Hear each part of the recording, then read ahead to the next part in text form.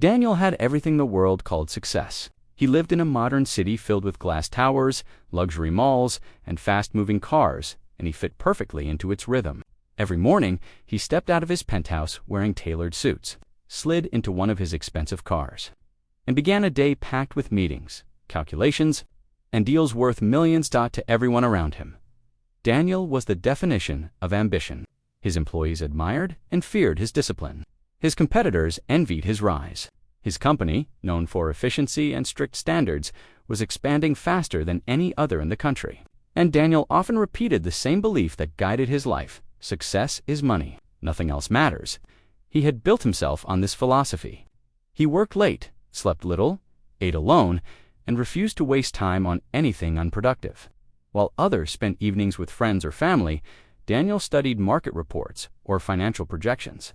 Birthdays, gatherings, holidays, he skipped them all. In his mind, people who struggled were simply lazy. He believed the world rewarded hard work and punished weakness. Whenever he passed poor neighborhoods on the way to work, he looked out the window with a cold detachment. If they worked harder, he often thought they wouldn't be here. Daniel was determined to become the richest man in the country. His upcoming business expansion, a massive real estate project, would elevate him to a new level of wealth and influence. Investors trusted him, clients respected him, and the media praised him. But beneath his polished exterior, something quiet and unsettling lingered. A hollow feeling that surfaced in the silence of early mornings or the stillness of late nights. An emptiness he could never explain and refused to examine. Whenever it appeared, he pushed it away with work or plans. He told himself he was fine. More than fine. He was winning. He was unstoppable. Yet deep inside, Daniel didn't realize that his greatest challenge was coming, one that would question everything he believed about success, humanity, and himself. Daniel's life took an unexpected turn the day he traveled to a rural region several hours away from the city. His plan was simple: buy a large piece of land, demolish the old houses around it, and build a new factory that would expand his company's power to him. The village was nothing more than a location on a map, a future industrial zone. When he arrived, the villagers greeted him with warm smiles and open hands. They offered him fresh fruit, water from their clay pots, and blessings for his journey. Children waved as his shiny car entered the dusty road, and elders thanked him for visiting. But Daniel didn't care. He wasn't here for people. He was here for profit. He looked around with irritation. Dusty paths, old huts, cracked walls, goats wandering freely, children playing with homemade toys. Everything felt slow and unprofessional compared to the city's polished streets. These people need development, he muttered to himself. What a waste of land. His assistant tried to talk about the villagers' concerns, but Daniel dismissed it. We're buying the land. That's all that matters. On the second morning of his trip, Daniel decided to inspect the land personally. He walked alone along the quiet path, the sun warm on his back, birds chirping in the distance. He didn't admire the scenery. He only imagined factories, warehouses, and profit. But then something broke his concentration. A sudden blur of movement, small footsteps, a sharp gasp. Daniel turned just in time to see a little boy, no older than 7, running barefoot across the road.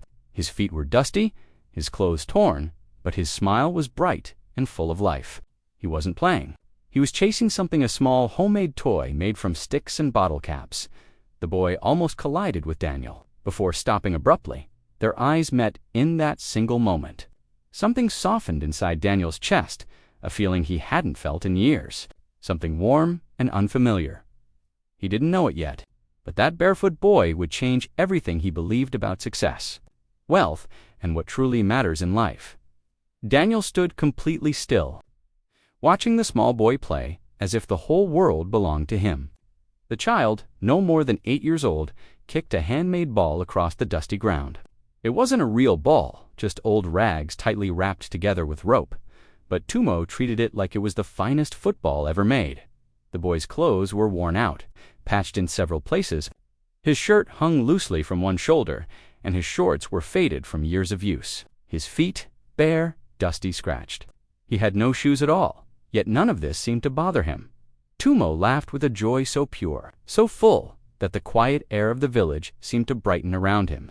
Every time the ball bounced the wrong way, he laughed even louder, chasing it with wide-open arms. Daniel stared, confused at nothing in his expensive life, not his luxury cars, not his towering buildings, not his overflowing bank accounts, had ever made him smile like that boy was smiling right now. How can someone with nothing be this happy? Daniel wondered, genuinely puzzled. He tried to look away, tried to remind himself he had business to handle, documents to review, land to inspect. But his eyes kept returning to the barefoot boy who played like the world had gifted him everything he ever needed. Suddenly, the ball rolled toward Daniel. Tumo ran after it, stopping just in front of him. The boy looked up with bright eyes, wide as the morning sun. "Hello, sir," Tumo said, breathless but cheerful. Daniel blinked, surprised that the boy wasn't afraid of him, of his fancy clothes, his serious face, his towering height. The boy picked up his rag ball and dusted it off proudly. "My name is Tumo," he said with a toothy grin. Daniel opened his mouth to reply, but found himself speechless. It was strange. He was a billionaire who negotiated with presidents and tycoons, yet he couldn't find words for a barefoot child who owned nothing but joy. Finally, he managed a small nod. "I'm Daniel." Tumo smiled even wider. "Do you want to play?" Daniel almost laughed him play. He hadn't played anything in years. But something inside him shifted. A soft tug at his heart he couldn't explain. For the first time in a long while, Daniel didn't feel bored or stressed. He felt curious and strangely drawn to this little boy with no shoes. Daniel had planned to inspect the land, sign papers, and return to the city by evening. But somehow, that plan dissolved the moment Tumo grabbed his hand and said, "Come, let me show you everything." Before Daniel could protest, the boy was already pulling him along the narrow village path, barefoot feet kicking up small clouds of dust. Daniel followed, partly confused, partly curious, but mostly because something about Tumo's energy felt impossible to resist.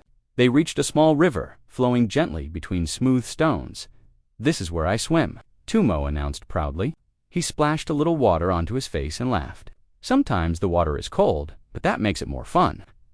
Daniel stared at the river, surprised by how clear the water was, how peaceful the sound felt. Tumo didn't own a swimming pool, but the joy on his face made it seem as if he was standing beside the finest beach resort in the world. Next, Tumo led him to a tall mango tree with wide branches. "I climbed this one the fastest," the boy said, already placing his foot on the trunk. In seconds, he was halfway up, dangling from a branch with a fearless grin. "From up here, I can see the whole village, and sometimes even the cows."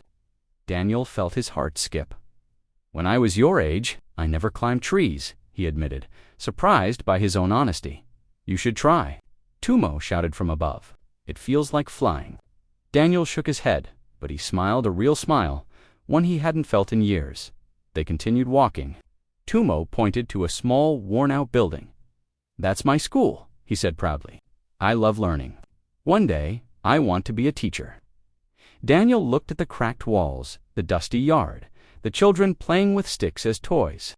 And yet Tumo spoke with such excitement, as if the school were a grand academy. "You go without shoes every day?" Daniel asked, noticing the boy's bare feet again. "Yes," Tumo replied simply. "Shoes make my feet hurt, and running feels better this way." Daniel couldn't understand it. This child had so little, almost nothing, yet every part of his world sparkled with gratitude. Every corner of the village held a piece of joy. Every struggle was turned into something to smile about. Tumo suddenly paused and looked up at Daniel with a soft grin. "You smile better when you forget you're rich." Daniel froze. Was he smiling? He hadn't even noticed. Tumo laughed and tugged his hand again. "Come, there's more to see." And as they continued exploring, Daniel found himself laughing, not the polite, controlled laugh he gave in meetings, but a genuine, childlike laughter he barely recognized as his own. For the first time in years, he felt alive, not because of business success or wealth, but because a barefoot boy had shown him what real richness looked like as they walked along the dusty path. Daniel finally gave voice to the question that had troubled him since the moment he met the boy Tumo. He asked softly, "Why don't you have shoes? Doesn't it hurt?" Tumo stopped walking and looked down at his dusty feet as if he had never noticed them before. Then he smiled, a gentle, bright smile that made Daniel feel oddly small. "Shoes will come someday," the boy said calmly, "but today I can still run." Daniel blinked. He had expected an excuse, a complaint, maybe even sadness, but this simple acceptance felt heavier than any long speech. "You're not Tumo shook his upset? head. Why should I be? My feet are strong. They can take me anywhere." He tapped his toes playfully on the ground. "See? They're free." Daniel had never heard anyone speak of barefootedness as freedom. He felt something shift inside him, something uncomfortable, something awakening. They walked again, and after a moment, Tumo continued, his voice soft but filled with pride. "My mother works very hard," he said. "She wakes up before the sun. She cooks for people in the village and cleans houses. Some days we eat well. Some days we wait, but Mama always says, we thank God for what we have today." Daniel swallowed. He thought of his luxury penthouse, his imported meals, the waste his house staff threw out daily. He had never thanked anyone for a meal. He had never needed to. "What about your father?" Daniel asked gently. "He went to the big city to look for work," Tumo replied. "He sends letters sometimes. I pray he comes back someday. But until then, Mama says, we must stay happy so he won't worry." Daniel felt a sting in his chest, a tightness he had ignored for years.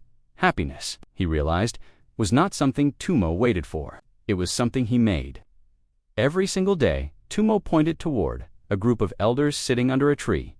"I help them fetch water," he said. "And sometimes I help push the broken cart down the road. Everyone helps everyone here. We don't have much, but—" He looked up with wide, sincere eyes. "But we have each other." Daniel stopped walking. Those 5 words hit him harder than any business negotiation he had ever faced. "We have each other." He thought of his offices filled with cold handshakes, his empty home, the loneliness he drowned in work, the relationships he had let fade because money seemed more important. Tumo's life had none of his wealth, yet more warmth than Daniel had ever known. For the first time in a long while, Daniel felt humbled. He wasn't just seeing a village, he was seeing a different world. A world where happiness wasn't purchased, it was shared. The sun was beginning to set, painting the sky in shades of orange and dusty gold. Daniel walked beside Tumo along a narrow path that curved between small mud houses and patches of farmland. The air smelled of smoke from evening cooking fires, and children's laughter echoed in the background. Everything felt peaceful, almost too peaceful for Daniel's restless mind. Tumo skipped beside him, swinging his arms freely, humming a tune only he seemed to know. Daniel watched him with quiet curiosity. How could a child with no shoes, no toys, no modern comforts radiate so much joy? He couldn't understand it. Not yet. They reached a small open space where a few village children were gathered. Most of them looked younger than Tumo, their ribs faintly visible, their smiles wide despite everything they lacked. A little girl sat on the ground, tears streaming down her dusty cheeks. Her stomach growled loudly, a painful sound Daniel never heard in the city. Tumo didn't hesitate. He reached into his pocket and pulled out a single mango, the mango he had saved all morning. Daniel remembered how excited Tumo had been when he found it under a tree. He had jumped like he had discovered treasure. But now Tumo knelt beside the crying girl and placed the mango gently into her hands. "Here," he said softly, "you need it more than I do." The little girl sniffled, stared at the mango as if it were magic, and then clutched it to her chest with both arms. Her tears slowed, her breathing calmed, her tiny face relaxed into the smallest smile. Daniel felt something inside him crack. It was subtle at first, a tightness in his chest, a heat behind his eyes, but then it hit him like a wave. He turned away quickly, pretending to look at the setting sun, but the world suddenly blurred. He swallowed hard, fighting a feeling he hadn't felt in years. Compassion? He watched Tumo walk back toward him, barefoot, dusty, smiling as if giving away his only fruit was the most natural thing in the world. "Tumo," Daniel asked quietly, "why did you give her your mango? You were hungry too." Tumo shrugged with a simplicity Daniel could never have imagined.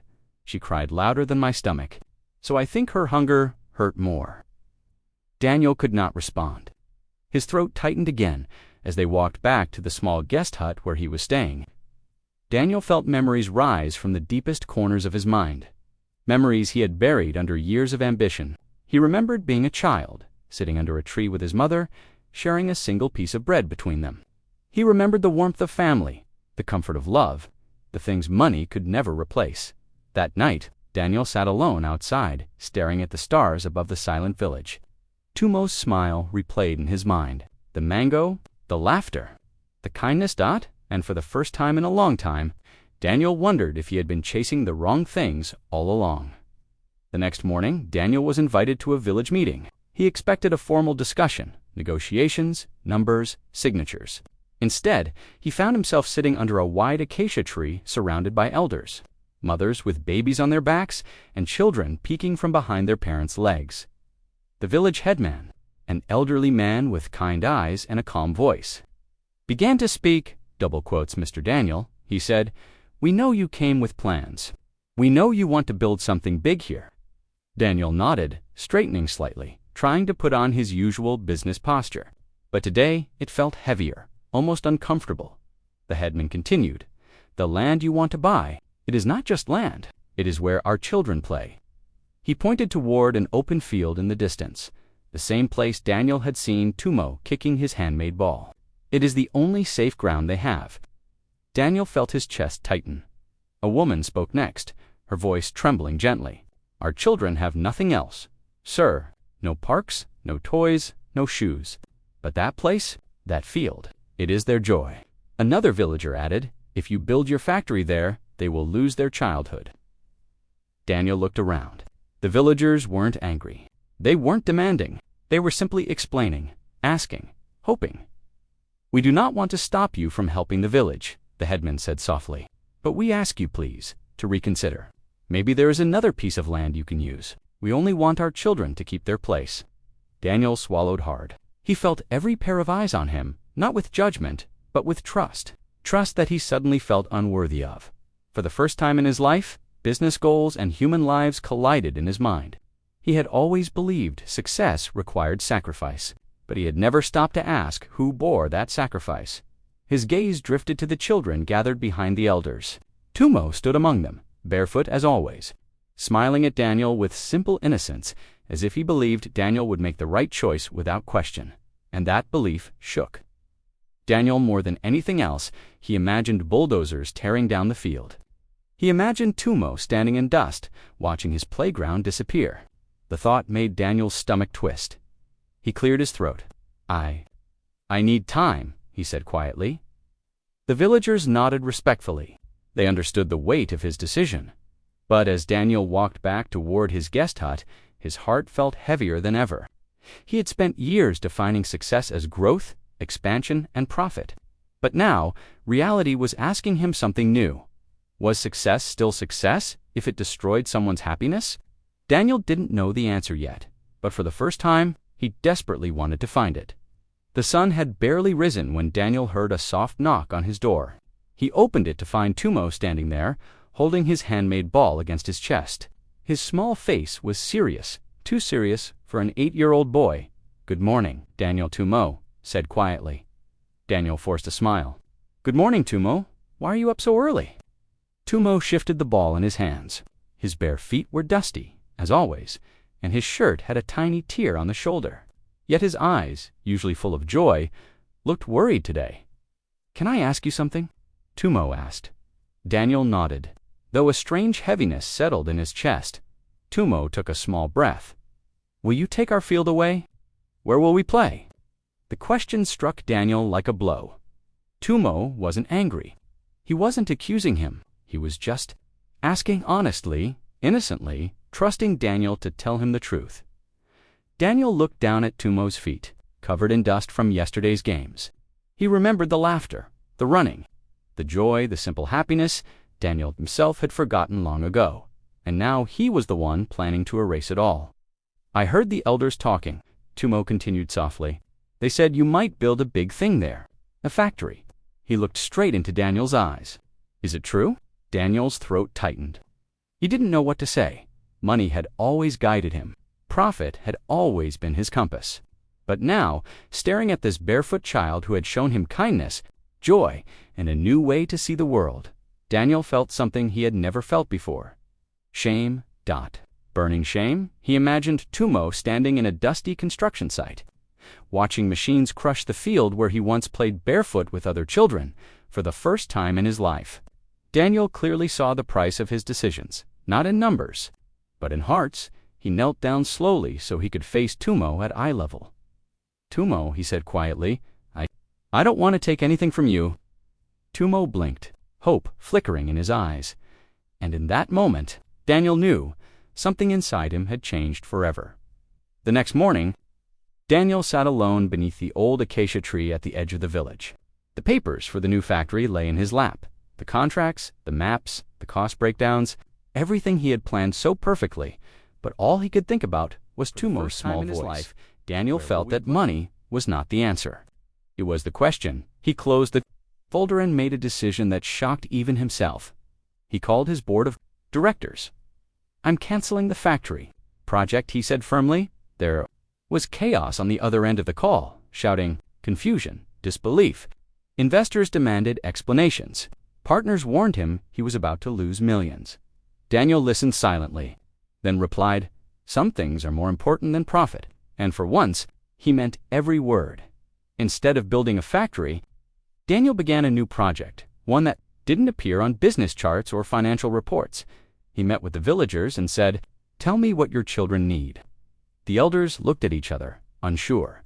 They had never met a wealthy man who asked what they needed instead of what he could take. "A school," they said. Their children walked miles to study. A clinic, just a small one, where mothers could bring their babies when they were sick, and a safe playground, so children like Tumo could run barefoot without fear of losing their space. Daniel nodded. "I will build all three. Not for business, not for reputation, not for reputation, not for praise, but because something inside him had awakened. A feeling he had long buried under years of greed and ambition. For the first time, Daniel felt full. Construction began within weeks. Daniel used his own money, no investors, no loans, no profit, just purpose. He visited the site every day. The villagers were shocked to see him carrying bricks, helping dig foundations, sweating under the sun. Children gathered around him, curious and excited. Tumo stayed by his side almost every day, telling him stories about the village, showing him shortcuts through the fields, and laughing as if he had always known Daniel would become this person. Meanwhile, the wealthy businessmen in the city mocked him. "Daniel has lost his mind. He traded millions for a playground. He's throwing money into the dirt." Daniel smiled when he heard their words. Let them laugh. For years, he had tried to climb higher than everyone else, and yet he had never felt this alive. Every time he felt tired, he looked at Tumo, barefoot, smiling, hopeful.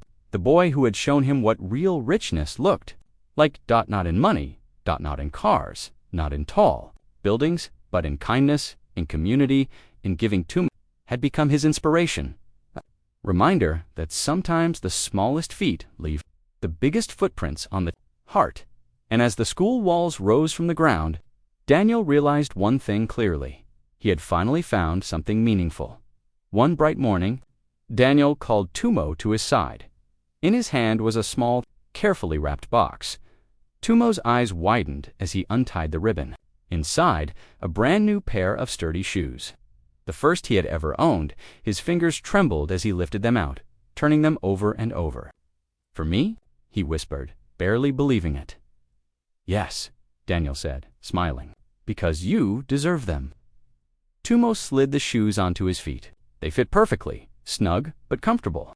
He jumped up, spun around, and ran down the dusty village paths, laughing like the world belonged to him. Villagers stopped and watched, some smiling, some shaking their heads in wonder. But as he ran, Tumo kept something sacred. He carried his old, worn ball tucked under one arm. His laughter rang the same. His humble heart hadn't changed. Daniel watched quietly, chest swelling. In that moment, he understood something he had only begun to feel in the weeks before. Success is not measured by the wealth you gather, the contracts you sign, or the buildings you own. It is measured by the lives you touch, the joy you bring, and the hearts you lift. Tumo paused at the mango tree where they had first met, turning to wave at Daniel with a grin that was pure, simple, and radiant. Daniel smiled back, tears in his eyes. He knew then that this, the laughter, the hope, the gratitude, was the truest reward he had ever received. The shoes were just a gift. The real gift had been the lesson Tumo had given him, that giving, with a humble heart, is the only kind of wealth that never fades. And from that day forward, Daniel promised himself to carry that lesson in every decision, every step, and every dream he pursued. The news traveled fast. Headlines blazed across newspapers, social media feeds, and television screens. Billionaire cancels factory to save children's playground. Wealth redefined, Daniel's gift of hope. People were stunned. They expected Daniel to build another profitable project, another towering factory. Instead, he chose compassion. Instead, he invested in children, in laughter, in life itself. Interviews with villagers appeared on the news. Children ran through the playground, barefoot and carefree, while parents smiled, pointing at the new school and clinic. Tumo became a symbol of something larger than himself. The barefoot boy who once played with a handmade ball now represented hope, innocence, and the joy of a life unspoiled by greed. His laughter was shared millions of times online, his story inspiring thousands across the country. Daniel watched quietly as the world responded. He was no longer just a man of wealth. He was a man of heart. People reached out to him, not for favors or contracts, but for guidance and inspiration. Business leaders, educators, and social workers began to speak about the meaning of true success. It wasn't the money you earned. It wasn't the buildings you owned. It was the lives you touched, the smiles you nurtured, and the hope you planted in others. Even those who once mocked him for wasting money now paused. Reflecting on the deeper lesson he had shown them, Daniel's offices were filled with calls from people wanting to replicate his model. Schools in villages, playgrounds in cities, clinics where none existed, and everywhere his name was paired with a story that reminded the world, wealth is nothing without heart. But Daniel never sought fame. He continued to visit the village, helping Tumo learn, encouraging other children, and quietly ensuring that kindness remained at the center of every decision. And as he watched Tumo run across the playground, shoes on his feet, but joy untouched, Daniel smiled. The world had reacted not with envy or criticism, but with awe, because one act of care, one choice to lift a heart instead of money, had reminded everyone that true success is measured by the love you give, not the wealth you take. The sun dipped low, painting the village in golden hues. Daniel and Tumo sat under the old mango tree, the same one where they first met. The breeze carried the scent of fresh earth and ripening fruit, and the laughter of children echoed from the playground nearby. Tumo kicked at a small stone, then looked up at Daniel with wide, innocent eyes. "Are you rich?" he asked. Daniel paused, thinking of the skyscrapers, the piles of money, the power he once chased. He shook his head slowly, then smiled, his face softening in the fading light. "I wasn't," he said quietly. "I thought being rich meant having everything you could buy. But now I am." Tumo tilted his head. Puzzled, Daniel looked around at the children running freely, at the small school where hope had taken root, at the clinic offering care to those who had none. He saw laughter, health, and gratitude in their eyes. He saw a village thriving because someone chose compassion over profit. "I am rich in ways that money could never buy," Daniel continued. "I am rich in love, in trust, in smiles that can't be priced." Tumo grinned, barefoot as always, holding his old handmade ball. He laughed, a pure sound that made Daniel's heart swell. Daniel reached out. Ruffling Tumo's hair gently for the first time, Daniel whispered, "I understand what it means to truly succeed." The boy bounced to his feet, running toward the playground, laughter trailing behind him. Daniel watched, feeling a peace he had never known. Wealth had never been about gold, property, or fame. It had been about giving, caring, and lifting others. And under the mango tree, with the sun setting and the village alive with hope, Daniel finally knew the richest life he could ever lead.